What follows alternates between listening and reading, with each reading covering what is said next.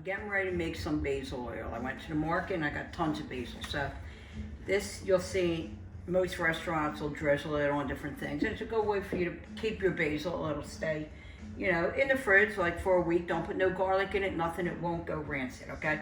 So I always measure the oil to the bottle I'm going to use so I don't overdo it. So in here I have a cup of basil and I have like maybe a quarter cup of spinach, because the trick behind making it green is to use either a little bit of spinach, or you can put a vitamin C tablet in there, okay? And that'll help it stay green more than just using the basil. I have a little bit of salt and pepper. I'm going to put this on. It's going to make some noise, so I might not do it to the whole thing, and then I'll show you when it's finished how it looks. We're going to start it up. So maybe that blended for, you know, 20 seconds or whatever. You can see there's the oil, and this gives everything a beautiful extra added flavor, okay? And then you want to strain that. Now this is a dark color because that's the nature of the basil that I have. You know, you get some of that beautiful light green basil, you get a lighter sauce. You want to take this out. And what I used to do sometimes, I would save all the product, the basil, throw it together, make a little pesto with it. You don't have to throw this out. So you can get your basil and you can get a pesto going with this at the same time. So when it's in the strainer, you know, press it to get all the oil out. You can see it's all coming in, okay? So that's good on that. So this is the basil that I use. This is, I think this is like California basil. I usually use Israeli basil, which is really softer, and I like the flavor better, but this is what they had and this is what I bought. That's why it made such a dark color. Okay, so what we're gonna do is start with it.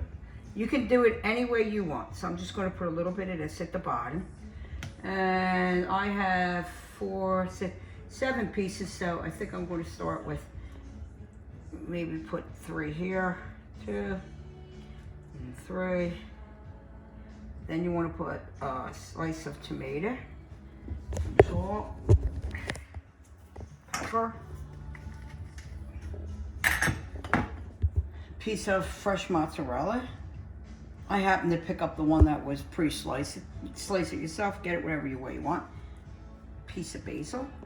Then you're going to do another one. You can go as high as you want, okay? It's your dish, you go as high as you want. Put another piece of this in there, salt, pepper, a piece of basil. Let me do it the same way I did the other one. Then, you know what? I think I'm gonna finish it like this, just 2, and maybe 1. Then I'm going to put a piece of tomato. Remember, it's your dish. Do what you want. I'm just giving you a clue for the dish. Yeah. You want to do double mozzarella? Do double mozzarella, whatever you want. Or we could do this. We could take this out, put that like that, put this like this, put this like this, put this like this to finish it. Put a beautiful piece of basil on the top. Okay. Then I have aged balsamic. You don't need aged balsamic. I'm just, you know, lucky that I have it. If you don't, you can reduce down some regular balsamic. So I'm just going to pour this right over it, a little bit over it. Come around. You know, you're the artist. Make it look how you want it to look, okay? So this is just a simple dish. Look at that. Okay. Or eggplant Napoleon, simple.